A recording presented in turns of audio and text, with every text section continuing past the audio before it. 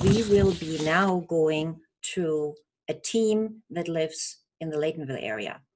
It's Noble Hayes, Sierra Hayes, and Kurt Rolak.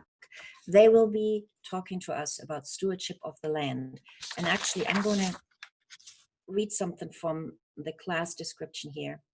So they're going to go over numerous aspects of regenerative farming, not just in the garden, but on the level of existence with everything that is currently happening globally. Now, it is also important to understand what types of indigenous plants live in this area, what medicines can be have at hand, and to be able to create ecosystems within ecosystems that complement one another.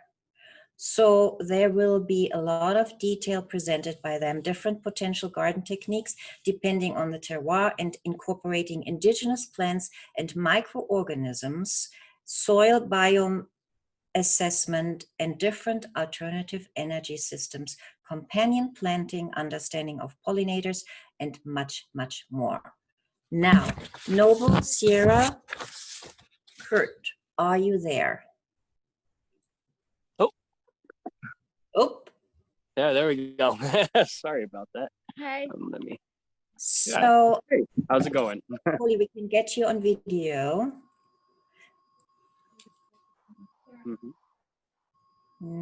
Oh, you're coming in. Hey. Hi. So nice. Hi. Welcome to the festival. And yeah, take it away. Okay. Yeah. So, yeah. First and foremost, my name is Noble. I'm Sierra. And our other partner, Kurt, wasn't able to make it today. He had some health issues that he had to take care of that kind of stopped him from being able to take this on. But nevertheless, here we are. And yeah, so first and foremost, I wanted to introduce ourselves. We're from Laytonville, California. As the name implies, we practice regenerative farming methods, at least to the best of our ability. Every day we're learning and we're growing and watching as things evolve, and especially in this time and this day and age, everything is pretty chaotic. So I feel like a real connection back to the land is incredibly necessary. And saying that, I kind of wanted to put it out there that I wanted to send some love to all the people that are out there, fighting for our freedom, and people out there that are, being affected by this pandemic that aren't necessarily in the best place, or as privileged as we are to be able to be surrounded by so much nature and knowledge and community. And, just wanted to employ everybody to send that seed out there to, the cosmos, or however you connect with that. And, just kind of put that energy out there. Hopefully we can all create that ripple and, kind of find some positive conclusion to all this shift that's been happening in this world. Now it kind of brings me to our first point that we wanted to touch on in this talk, and that's observation. Really the, first and, most pinnacle part of permaculture is really slowing down and looking at your environment, looking at your, indigenous plants and your terroir, and how everything's all interacting with one another. It's super important, and a lot of people kind of come into a lot of situations, with a lot of plans without really taking the time to notice, how things are interacting and influenced, from, the way that your water is. Maybe, what's your water depletion over the time of the year? How many people are around you using that watershed? What's in your water? What type of microorganisms might be in your area that you might not know about, you might not have accounted for? What type of herbs or indigenous plants, or plants that are at risk, might be in these different parts of your property that you might not have noticed, or because you just didn't take the time to see, and you just kind of went into that area and started cutting into it to be able to manipulate in the way that you wanted to, instead of being a part of that ecosystem, and really taking the time to make sure that you're complementing the existing biology that's already takes place in your area. So that's a huge thing that I want to ask everybody to kind of slow down and take the time to really dig into. And also, like, look at your different microclimates. You might find some certain things that could really benefit you, and your progression forward on where you're going with your gardening project, or your farm, or depending on what type of crops you're growing. Might not know if there is going to be an early freeze that happens, because you might be in a valley. You might not have thought about that, or up on top of a hill. Potential wind problems at different parts of the year. So if you're going into an area, really slow down and take the time and the consideration, have the compassion for the environment around you before you go in and really make these plans that you're going to go ahead and do all these things. um, so going on through that, I wanted to touch on a technique, just because we don't have a huge amount of time. I've kind of bottlenecked everything into a little bit less, so we can concentrate on one thing more than you know too much more than that. Is hugelkultur. It's something that's kind of becoming a lot more relevant in the permaculture community nowadays. A lot more people are understanding and starting to implement it into their practices. It's a very old farming technique from Germany that's been used for hundreds of years, that has an immense amount of beneficial qualities that you can take advantage of, that really close the loop on your property. uh, Specifically, water retention. I mean, the amount of ability that you'd have using these techniques to be able to lower your usage of natural resources, and water, especially in this day and age, is such a huge thing. It's something that not a lot of people have, and it's not something that you necessarily need to do on a large scale. Behind us, we have five 60-foot by 5-foot Google culture beds, but it doesn't necessarily need to be something that large. Depending on how much space you have, you could do something that's 10 foot long or whatever. It's very customizable. And one thing that's really amazing for it is you're doing a lot of biomimicry with it. You're putting a lot of different things in place that you naturally find in, say, like different layers of different horizon layers of your natural environment. Decomposing wood, slash, leaves and grasses, compost and topsoil, and you're layering all these things in such a way that you're able to create this sponge underneath the earth that's able to capture all this water that might have already run off. Also, being able to create homes for all these microorganisms, these fungi and these bacteria and these protozoa and these nematodes, that you might not have had the right situation to be able to create homes for. So um, yeah, so essentially, it's a really good technique if you're trying to do bioremediation in a certain area, such as hillsides, or even flat land, and you feel like you're really wanting to conserve your assets and being able to concentrate your resources in such a way where you're going to be able to create a really thriving environment. One of the ways that you can be able to structure these cultures is on a hillside. Maybe you had a fire go through your area, which is very likely here in Northern California. It's something that we deal with every year, especially in places like Lake County, or Shasta, or some of the larger grasslands and whatnot. But you look at it this way: so you have a lot of burnout that happens in a certain area, and when you get that rain, because all those roots have been burnt out, now you have this hard pack, so the water's just running off, right? So you're not getting any absorption to be able to sustain those little baby roots for them to be able to tap in and prolificate. So you use these hugelkulturs in swale forms across these hillsides to be able to catch the water as it runs off the hill and allow it to actually be able to soak into the earth. And so you're able to create more of a dry farm format and give these roots a chance to be able to tap into something that's a little bit more sustainable. Um, and going on to that, I wanted to touch on cover crop. the insulation layer. It had so many functions. And why do we use cover crop? We use different types of mulch and things like that. You can use straw, you can use wood chip, but a real asset of living mulch on top of being able to create an insulation layer to be able to hold in water is, let's say, such New Zealand white clover is one of the main, um, cover crops that we use here in our garden. It has a nice deep taproot that's able to go down deep and pull water up to the surface, where it might be depleted because of evaporation. So you're able to take from that sponge that's underneath the soil and bring it up to where it's able to be used by more shallow rooting plants and or a white alyssum, some nice low laying sweet alyssum, that draws in all these other pollinators, these beneficial insects. And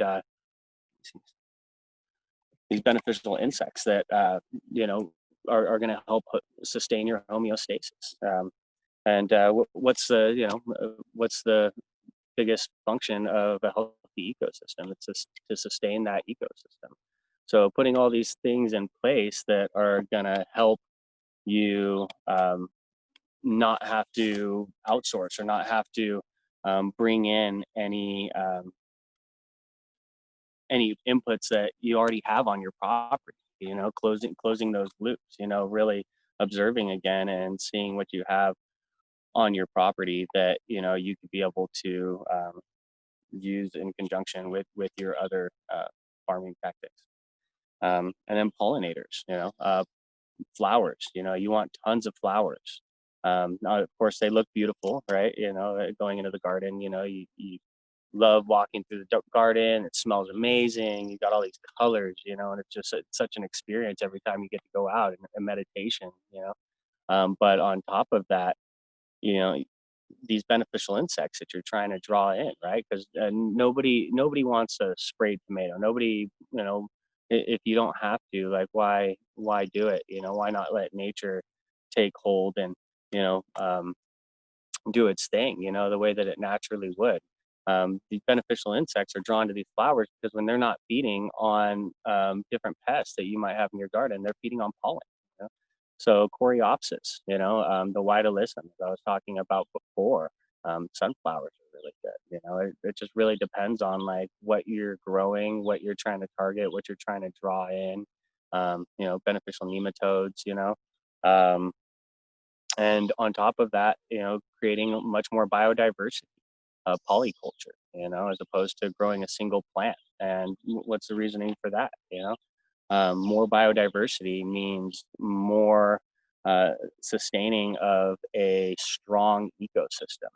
When a plant is photosynthesizing, different proteins and carbohydrates, it's creating these little carbon molecules called exudates. And what it does with those exudates is it feeds them actually down through the vascular system of the plant, the xylem tubes down to the roots where it interacts with this plant mutualistic fungal culture called mycorrhizal fungi. And there's endomorphic mycorrhizae and ectomorphic mycorrhizae. They tie into the roots and they also reach out. The plant mutualistic meaning that they need plants to survive. This is a type of mycelium. There's two types of mycelium. There's numerous different species within these, but there's saprotrophic mycelium that help break down heavy organic matter. Now these mycelium, they can live without plants, but these mycorrhizal fungi, they need plant roots to survive, right? So what do? They grab onto the roots, right? At the same time, reaching out into the soil as the plant's photosynthesizing and accumulating these carbon molecules.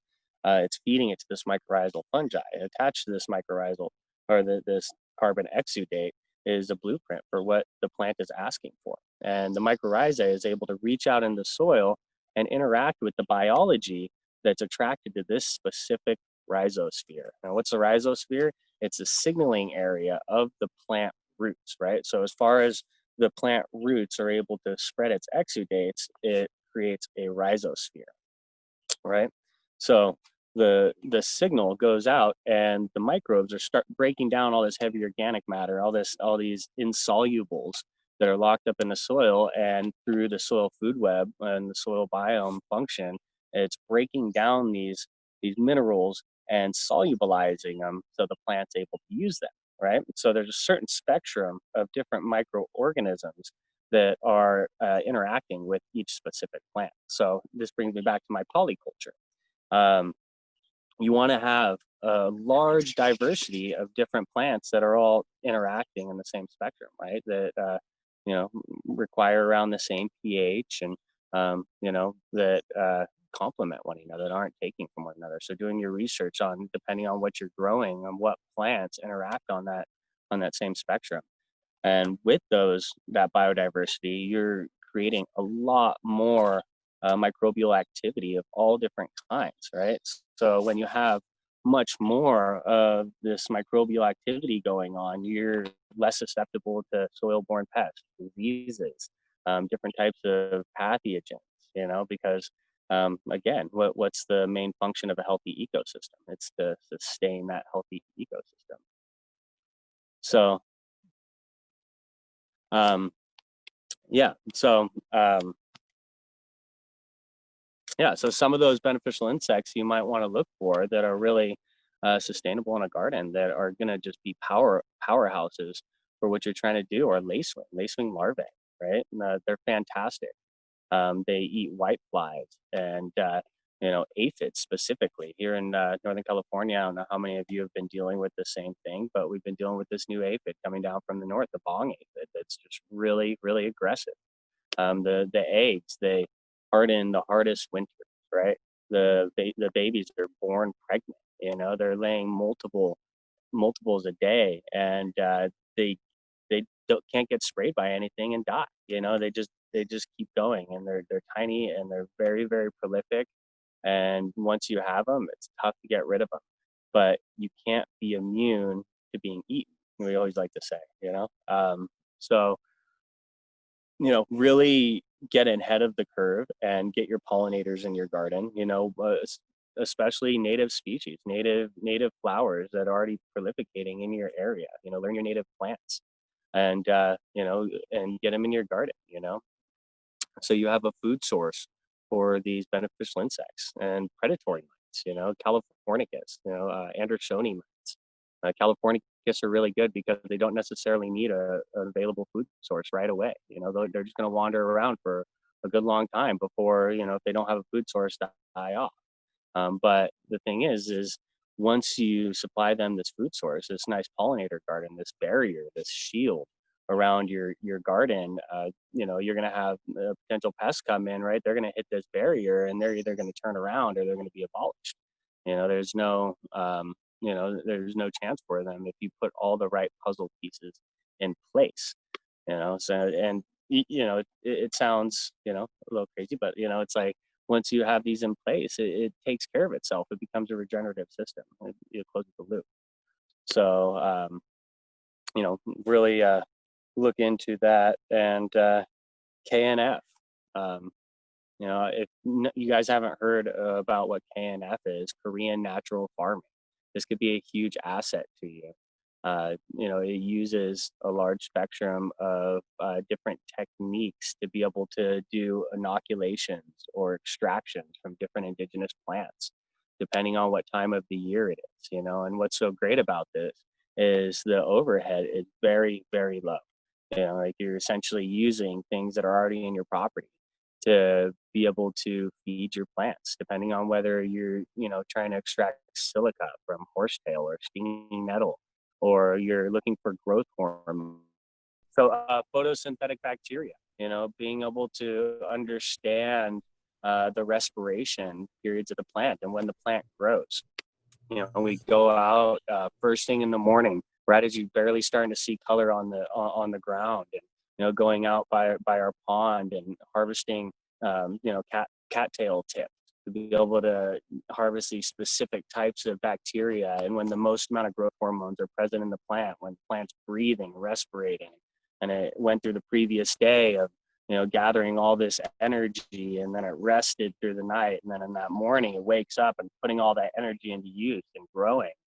And then, or you know, if you're trying to, you know, go into the later part of the year, you know, you're in a transition period going into flower, where you're finding all these flower buds, and extracting, nutrients out of a given bad plant, or, carbohydrates to these microorganisms, from things like potatoes or burdock. So, really understanding, what's in your area, and then being able to use it becomes a very reliable source and sustainable source of nutrients to be able to feed your plant. Now, one of the things I really wanted to touch on with the KNF method is called IMO, and it's a 5-part process. And IMO stands for indigenous microorganism, right? So we use rice, which I know we don't really grow rice here in Mendocino. So there's a level of outsourcing that we do for the specific method.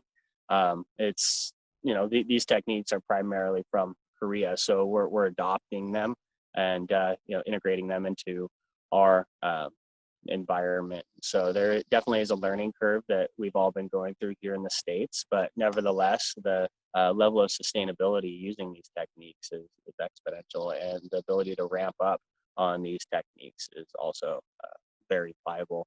But so we take rice as a carbohydrate substrate, right?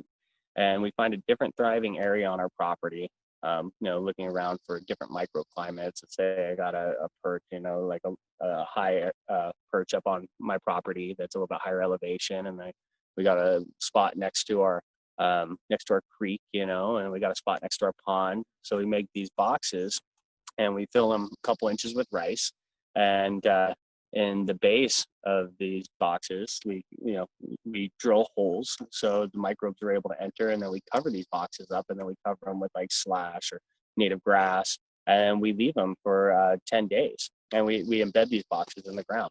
And what happens is all the microbes come into these boxes, and we get these nice solid mycelial loads of all these organisms, these saprotrophic organisms that are going into these carbohydrates to start breaking them down and just ingesting them. They go crazy, right?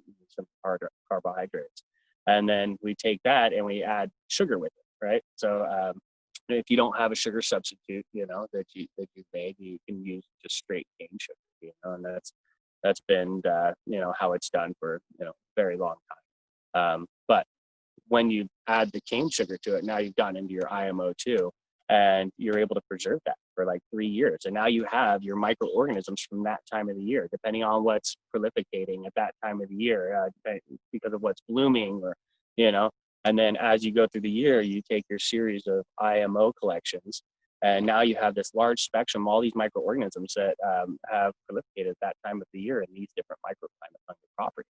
At which point you put those together, and then you can feed them into this new substrate with rice bran and decomposing wood chips, and the microorganisms will colonize that whole area, and it'll heat up to 120 degrees, and you want to hold that temperature for a few hours, and then you spread it out really thin, and you let it cool down over a week, and over that week that whole pile will become this solid mycelium. It's really amazing to watch, and it's actually a very easy process, and very inexpensive. And then at that point, once that's cooled down, you add that to another pile mixed with soil and your IMO pile, your IMO 3 that you've made. So now you're in the IMO 4 process, right? And you go through the same process again, and it colonizes that whole area. And then once that's cooled down, you're able to take that inoculum that you've made and top dress your whole garden. Now you have indigenous microorganisms colonizing your whole garden beds. With these IMOs, you're able to really suppress any type of soil-borne pests, any types of diseases, because you have the dense microbiology that you want in your garden. And why indigenous microorganisms? Why not microorganisms from a different place? Driving down the road, you're like, oh, that looks like it might have a lot of life in there that I might want to bring to my garden, because that specific area isn't your microclimate. Especially in Mendocino, it's like you go from one hill to the next, and it's a completely different environment. So you really want to concentrate on working with what's already thriving, what's active in your terroir. So that's really important. So that's a brief summary of what IMO is. You should write this down, and definitely do more research. I strongly encourage that. But fermented plant juices, fermented fruit juices. There's so many different techniques to really get into. So yeah, look it up. Korean natural farming. I'm going to pass it over to Sierra right now, Great, and let her take over on herbs. Yeah. Hi. So a really big word on our property is symbiotic relationship. And what that means to us is every time we introduce something to our land, thinking, how can this benefit everything? How can this feed the goats? How can this feed us? How can this be medicine? And how can this feed our soil? So another lesson with that is observing the things that might seem irritating and as nuisances. And I, I like to see the beauty in a lot of those things. And so I'm very drawn to stinging nettle.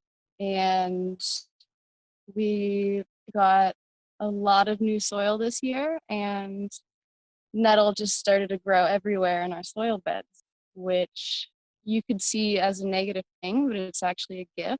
It's allowing all of the plants around it to uptake higher levels of nutrients, and it's amazing food for us. It's going to help our goats produce more milk. It's going to feed our chickens and make strong shells. Let's see, it stings you if you touch it without intention, which is very centering and grounding in the garden.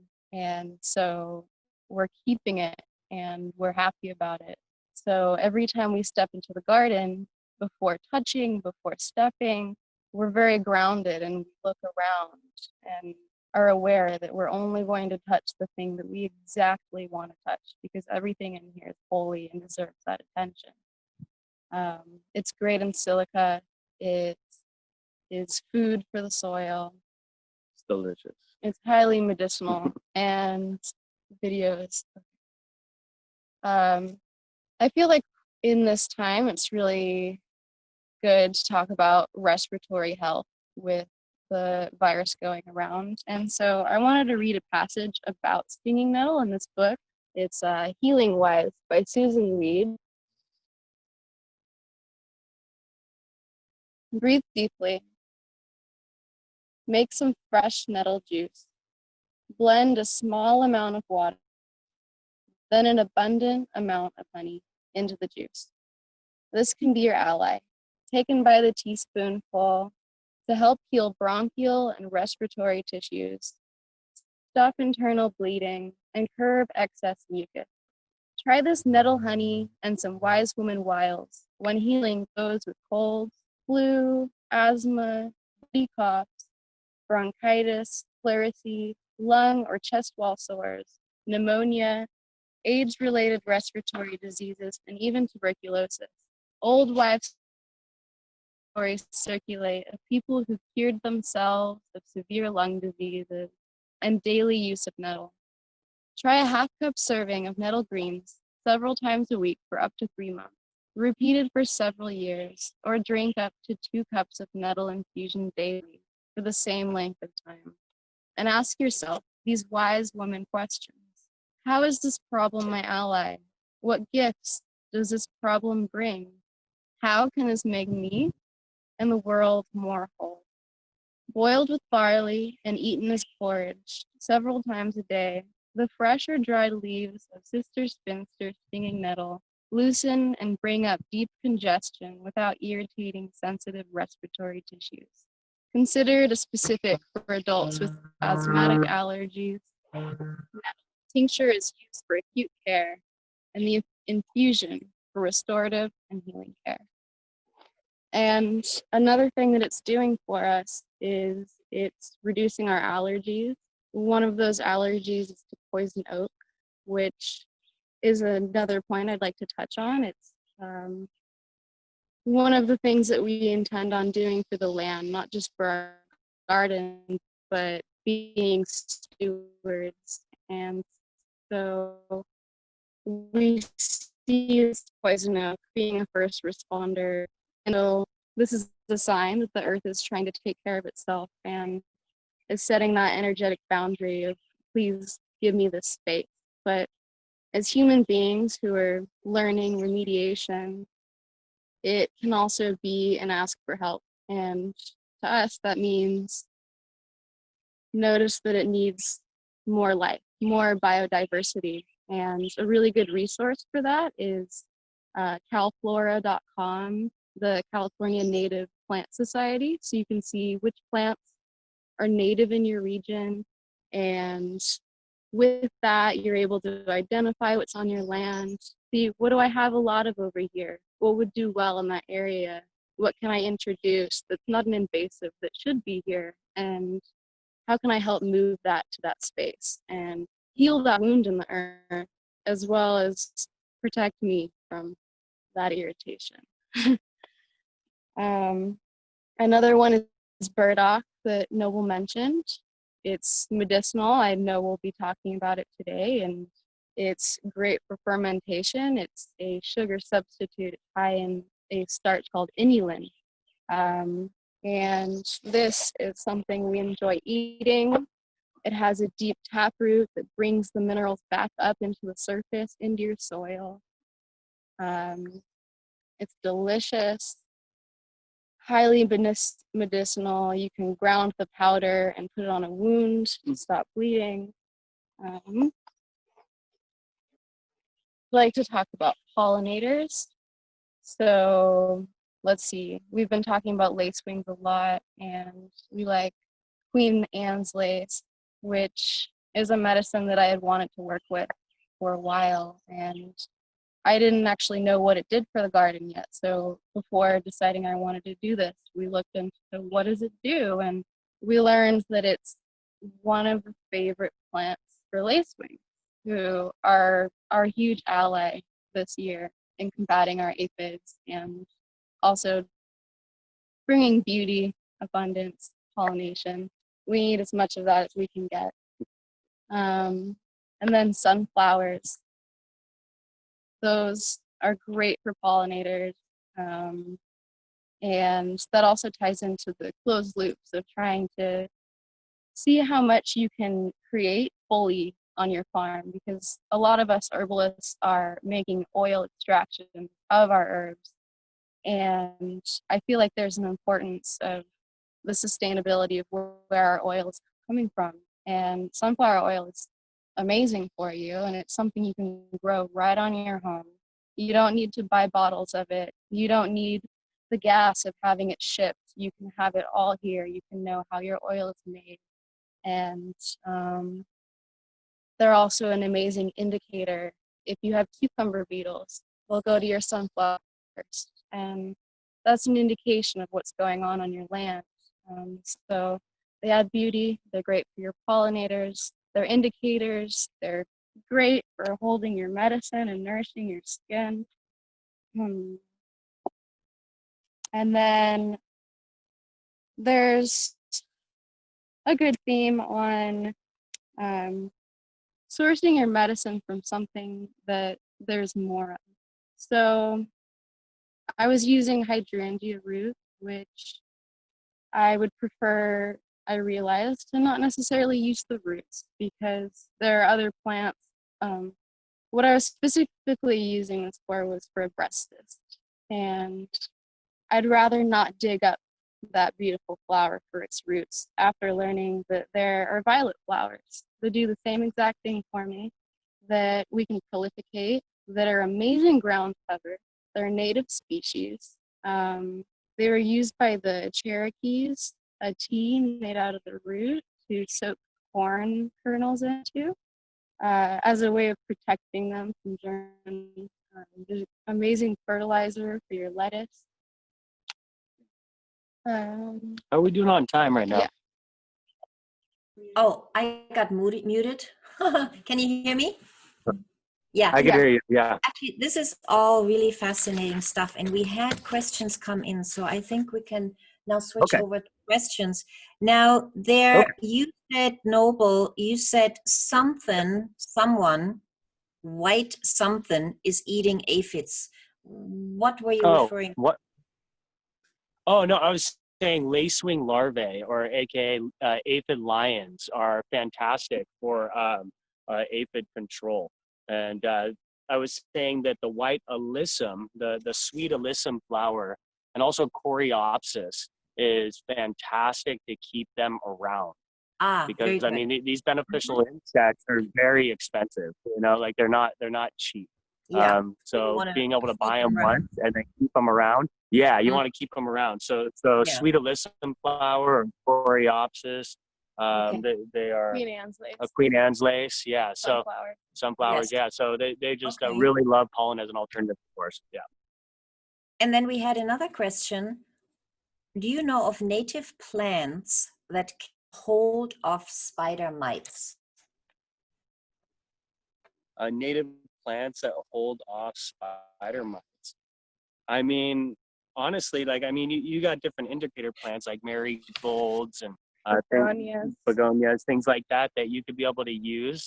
This is exactly, what I would suggest. But also here again, having the pollinators and whatnot, but having those indicator plants so you could see first where they're going if you're going to have them, but then supplying beneficial mites, and also lacewing. Lacewings love to eat spider mites. But Oh, very good. Californicus or Yeah. Andersoni mites, yeah, so Californicus mites, predatory mites, are Mhm. really fantastic if you're doing preventative. They're going to stay around. They're not going to, well, they're going to stay around if they have alternative food source, of course. But what I meant by that is they're not going to die right away. Such as like Andersoni mites, if they don't have a food source, they're even going to leave if there's an alternative food source somewhere else, or they're going to die pretty quickly. Yeah. Where Californicus can sustain just kind of wandering around for quite a while. So that would be my suggestion if you're trying to implement an IPM protocol for spider mites. Yeah. Yeah, very good. And of course, I'm intrigued that nettle decided to live with you so abundantly. That's quite special. Yeah. Now, what would you suggest to people who say, well, I would like to have some nettle on my land too? Is there anything you have observed what could be done to provide inviting conditions for nettle to come and, make a home on a farm? Well, I see them growing a lot in wetter areas, not necessarily in water, but near creeks. We were just lucky that it came with our soil. Mm-hmm. Yeah, we did a property cleanup. We like, to help upcycle things. That's a big thing that we do here on the farm. Is a lot of the things that we used to use are garden beds and everything. We try not to buy anything if we don't have to. So we use a lot of pallets and things like that, and soil. We had some friends that were taking down a property, and we brought our tractor and our trailer up and helped them move their soil. They've been organic for the last 10 years over there. So we brought all the soil over, and when we put it in, and just started to, when it started to rain and everything, we started having nettles popping up all over the place. But you can order seed online if you really want to kind of bring it in, and just kind of get it going. Once it's started, it's again, it's kind of like something that's hard to get rid of. Are they in It's full pretty sun on your invasive. land? We have They some are, in full and sun, they're yeah, actually doing well. but they definitely prolificate quite a bit more with that nice partial sun, mostly shade. Nice Yeah. damp areas that stay a little bit cooler, But yeah, we definitely, they do pop up in the sun. You can really see like they're a lot darker. The chlorophylls are really, being expressed by the chloroplasts of the plant and whatnot. But where they really start to reach and get taller and kind of fill out is in the really partial shady, more damp spots on the property. Yeah. And then there's Near places that you see near places that you see like horsetail and stuff like along creek beds and Yes. stuff like that. You Yes, really find that's a lot right. I heard that they're very prolific along the coast on Branscombe. I heard that there's 8-foot tall nettles. I haven't seen them yet, but Yeah, that's good. totally. And also, yeah, you're going down to like Anderson Valley, Yes, like if yes. you're going out towards But Philo and Lake places Milton like that, grows they're in Lake super. Milton. Mm-hmm. Yeah. Now, one last question for you both. Could you provide us some really awesome, 2 or 3 companion planting tips? so plants that express, you know, higher terpene profiles in your food and your herbs, you know, such as lavender, rosemary, basils, you know, nettles, you know, for numerous reasons. Terpenes are communication between different plants. They help indicate other plants that they might be low on water. They help indicate that there might be a pest invasion. So, you know, the microbiome could be able to ramp up and be able to take positive action towards, you know, stopping that outbreak or, you know, whatever. And the simple aspect of the flavor of your food or the smell, that nutrient density, you know, that comes from terpenoid profiles. So definitely terpene booster plants. Borage is a really good companion plant as well, and that protects your tomatoes and your squash, your strawberries. Mm-hmm. Oh, that's good to know, because borage grows really well around here. Okay. All right. Well, we are approaching the end of our time together. Noble and Sierra, I want to thank you very much. We really had a little video trouble. It's frozen again. And actually, we want to send regards to Kurt that he's getting better, because he said he had a health issue. Yeah. And thank you again for your opening remarks about inclusion, being inclusive. I think that's very important. And thank you for everything you do and for everything you have to share, specifically about the Korean farming, natural farming method. I think that is something people would like to find out more about. So Definitely. I guess that's it for us for now. Thank you very much for being part of this. Thank you. And we will collaborate soon again. Yes, pleasure. Thank you for having us. Thank you guys so much. Sarah. Bye. Bye.